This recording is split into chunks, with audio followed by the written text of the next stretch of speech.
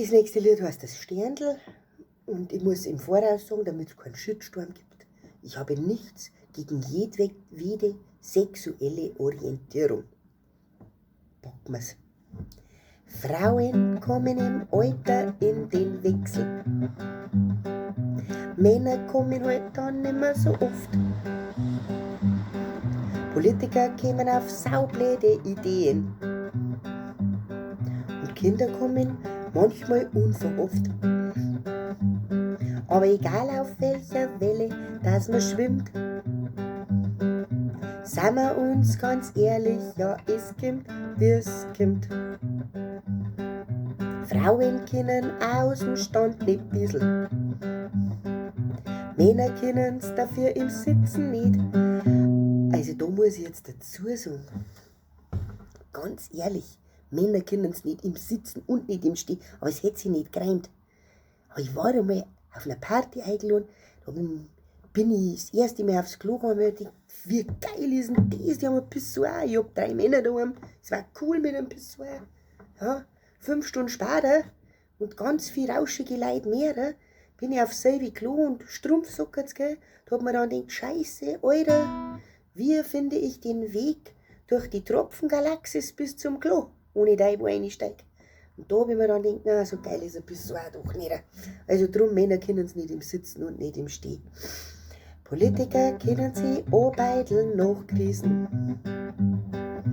Können's da aber dann wissen wir, sie sind blöd.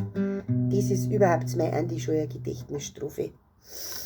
Aber egal, ob man eine Frau ist oder ein Mann, außer bei Politiker sag ich gern, wer Kuh, der Kuh. Frauen führen einen Kampf mit ihrer Blase. Männer führen einen Midlife-Kreiskrieg. Politiker führen uns herum an unserer Nase. Wo führt das hin, wenn einer ohne Rot werden liegt? Egal bei der Wahl, da schauen wir, was alles geht. Aber ehrlich, außer beim Tanzen, brauch ich keinen Führer nicht. Ob Frauen, Politiker oder Männer. Ob schwarz, dick, dünn, rot, gelb oder weiß. Alles, was man sich fühlt, das werd man sagen können. Es braucht kein Divers, höchstens für einen Preis. Als wenn's nix Wichtiges gab auf der Welt.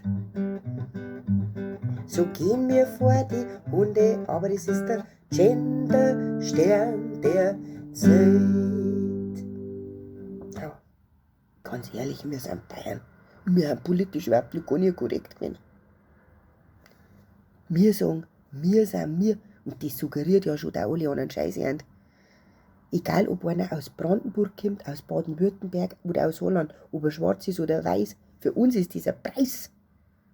Und wenn wir schon beim politisch Korrekten haben, wenn der Alexandra, ihr Zigeunerjunge, ihr Junge ohne festen Wohnsitz heißt, dann finde ich, dann darf's Wiener Würstler der Wirtschaft auch nicht mehr Wiener Würstel heißen, weil das total abwertend ist für den Herrn Kurz.